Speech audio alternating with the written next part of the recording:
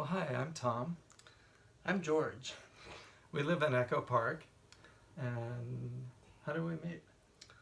We were country western dancing in Studio City at Oil Can Harry's. But we were properly introduced by a mutual friend. That's true. Who I thought you were dating. What? Oh, wait. That's not the story. Close enough. Anyway. Well, we met at Oil Cans and went. We were regulars Thursday nights at the country western dancing, and we danced there for about a year, and just kind of got to be casual friends before we started dating, and then we dated, I think, for a year before I proposed to you. That's true. It was about a year. Yep. And then a year after that before we got married the first time. Craig asked us, when do we get married? And he doesn't realize that it's a complicated question for people like us. Well, in 2001, obviously it wasn't legal yet, but we decided to have a big wedding. We didn't know what the future would hold, so we invited most of our friends and family, about 200 guests, and we had a big wing-ding. It was great. Yeah, it was wonderful. And then in 2008, when the state of California had a window where we could get legally married, we thought that was important as well. And so we had a friend from church who's a judge, and we met in his chambers and just had a couple of friends with us and did a quiet little thing, and then met my family and a few other friends for brunch in a Mexican restaurant and kind of made things officially legal that way. And then we had a couple of more sort of anniversaries as the state of our wedding changed, and we got federalized in 2013 and nationalized in 2015. But the one we really count is the one in 2001 when we stood up in front of friends and family and exchanged vows and really made it official. And I think we both grew up, our parents have been married for over 50 years on both sides. Still living in the same houses that we were raised in. Yeah, we're pretty traditional, rooted sort of people that way. And so I think we both grew up with that idea of, marriage is just what we're going to do, and that was in our future. Yep. Obviously, I was, I guess, about 20 years old when I realized that I was gay. And for a moment, I had this picture of what my life was going to be, of getting married to a woman and having a house with a picket fence and 2.3 kids and a dog. And then Initially that picture was just kind of torn into 1,000 pieces, and I didn't know what was in its place. But then Exactly. I realized I wanted to spend my life with another man, and the essentials of marriage still totally made sense. I mean, pledging yourself for a lifetime of love and commitment to someone else, and sickness and in health, and things we've seen our parents do, standing by each other in tough times and good times. Yep. That's just what made sense to us, and that's what we wanted to do. That's right.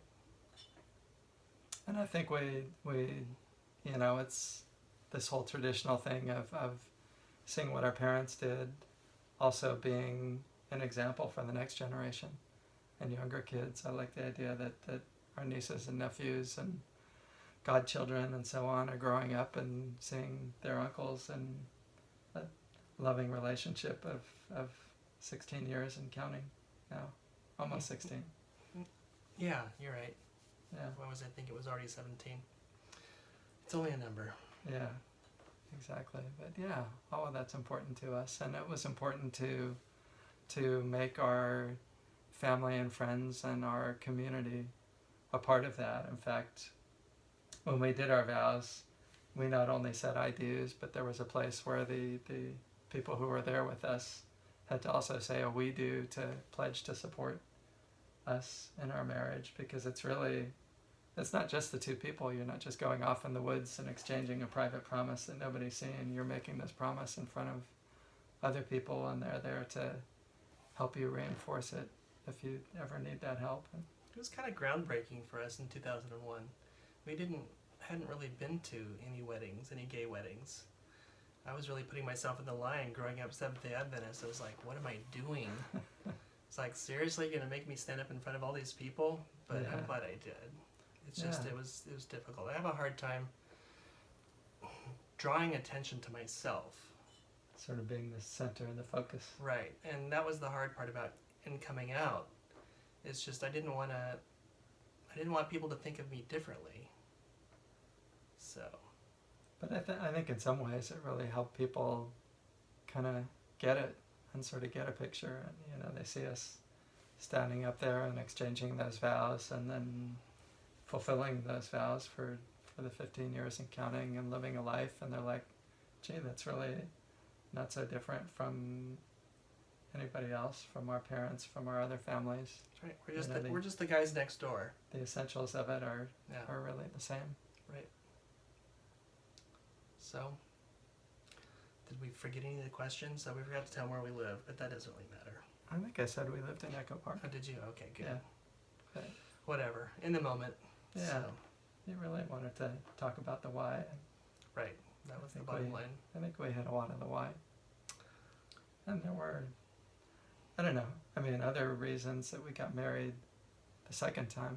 I mean, the legal part was definitely important just for a lot of things that people kind of take for granted and don't really think about. I mean, one of the really important ones is just kind of medical decisions. And if something happens to you Absolutely. in the hospital and you're not conscious, legally the people in the hospital are like, well, who's your next of kin? Who's your family? And if you're not legally married, we're just kind of legally strangers. Exactly. We've heard so many horror stories. Yeah. Yeah. In the last couple of years, we're especially grateful for the changes that have been made. 2008 was great, but that wasn't far enough. Yeah. I mean, in 2008, we became recognized by the state, but we were in this strange situation where we're married in California. I hop on an airplane and go on a business trip to Virginia, and we're not married because Virginia is pretty retrograde and was very anti-same-sex marriage. That's right.